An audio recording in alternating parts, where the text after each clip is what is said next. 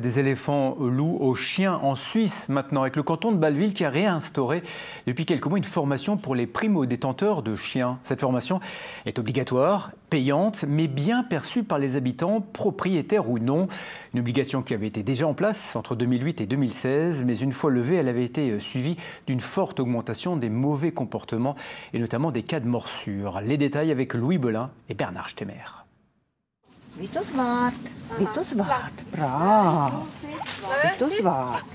Premier jour à l'école des chiens pour Vitus, un Bruno du Jura âgé de quelques mois seulement.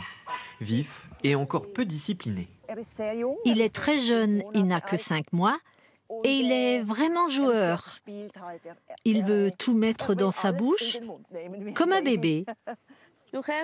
Tu marches avec le chien, tu viens jusque-là et tu lui dis de s'asseoir.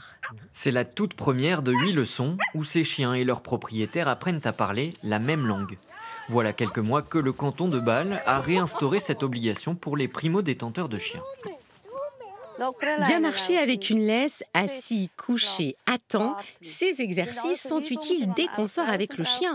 On donne des explications aussi sur la protection de l'animal pour que les gens apprennent à se déplacer avec un chien en extérieur et évitent les situations compliquées. Cette formation obligatoire est devenue une question de sécurité publique. Déjà en place entre 2008 et 2016, son abrogation avait été suivie d'une augmentation importante du nombre de chiens indisciplinés dans les 2 cantons de Bâle. La provenance, le caractère, l'affinité, les gens y réfléchissent peu. Et les conditions de protection de l'animal n'étaient bien souvent pas remplies. Surtout, nous avons constaté que dans le canton de Bâle-Ville, le nombre de morsures avait doublé, tout comme le nombre de blessures graves causées par ces morsures.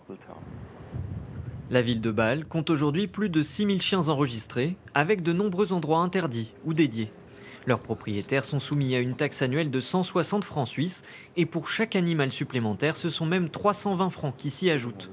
Cette taxe et le rétablissement d'une formation obligatoire sont destinés à responsabiliser les primo-détenteurs de chiens.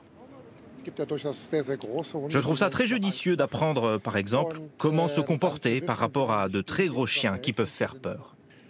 En apprenant à connaître son chien, à son contact, on se découvre aussi soi-même. Donc pour moi, on a vraiment besoin de mesures d'encadrement.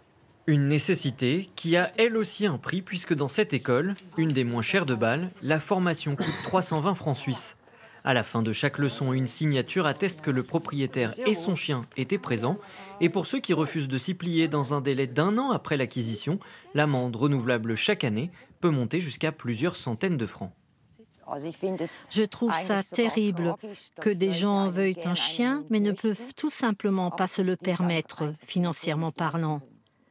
Il y a d'autres écoles pour chiens où l'on paye beaucoup plus cher et pour moi c'est un peu problématique parce que ça peut inciter les gens à quitter le canton.